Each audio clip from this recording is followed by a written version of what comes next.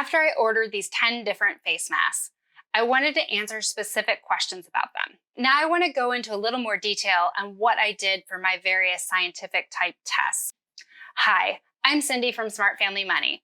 I help you learn how to shop smarter, save money, and save time so you can get back to changing the world. The first test I did to test whether a mask filters air is the candle test. This test has been made famous on TikTok, and the person usually demonstrates that it's easy to blow out a candle with no mask on, and if you put the mask on, you can't blow out the candle. While this test is okay for showing whether a mask works at all or whether a mask is terrible, it doesn't really give you any good indication of whether it's a fairly good mask or a really pretty bad mask. I feel like it's not very precise, but it is one people like to see, so I wanted to include it in this test. The next test I did is a vacuum test. The idea with this test is to use a household vacuum to pull cornstarch through a mask. Cornstarch is a very fine powder, so you know if you cannot pull it through the mask, it probably is doing a pretty good job of filtering the air. If you can pull the cornstarch through the mask, you know it's not doing a great job. The problem with a household vacuum is the amount of suction power a vacuum has is a whole lot more than our lungs have when we're breathing in air. So you need to slow down the airflow of a vacuum. So here's how I did it with mine. I used the upholstery attachment that does have some holes on the back that allows some airflow around it, so that slows down the airflow a little bit itself. And then I used a piece of cardboard with holes punched in it.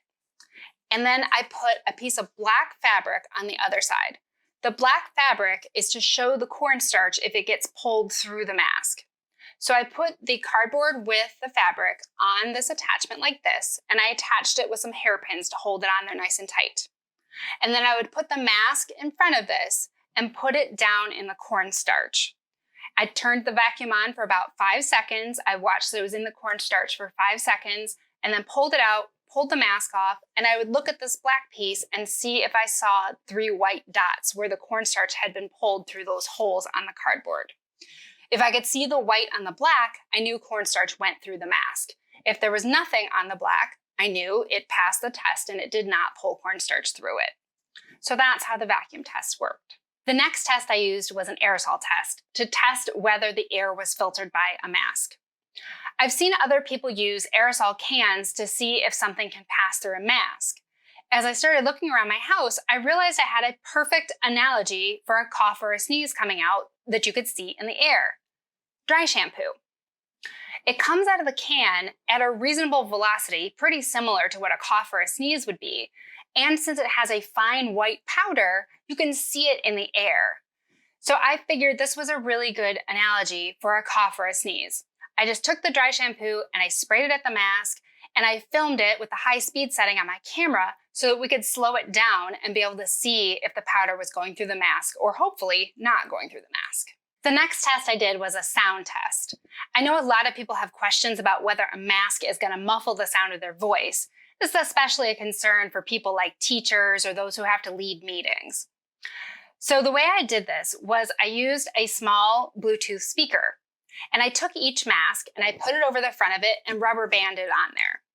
And then I just played some sound through there and I measured it with a decibel meter. And I measured how many decibels came out of the speaker with no mask and with each of the masks I was testing. Surprisingly, there wasn't a huge difference between the masks and how much they muffled their sound, but there were a couple that muffled a little more than others. For all of these tests, I wanted to have some controls to compare the cloth masks to. The most obvious thing to compare them to was paper masks. I had a pack of 50 paper masks that were pretty inexpensive, but I really wasn't sure if these were quality paper masks or if they weren't as good as some others.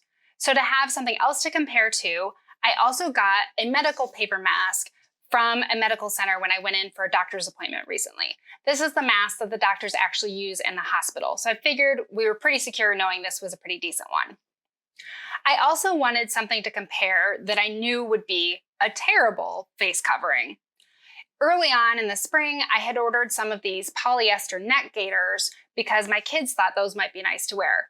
At the time, I didn't realize that single layer polyester is one of the worst things you can use for a face covering. And if you hold it up to the air, I can actually read through it, it's so thin. So I wanted to use this as kind of my worst case control subject in these tests. The 2 paper masks performed pretty well on most of the tests. On the candle test, the flame moved just a little bit with the paper masks. With the vacuum test, they got a perfect score and no cornstarch came through them at all. Surprisingly, on the aerosol test, they did not do nearly as well. And actually, the powder did spray through the paper masks.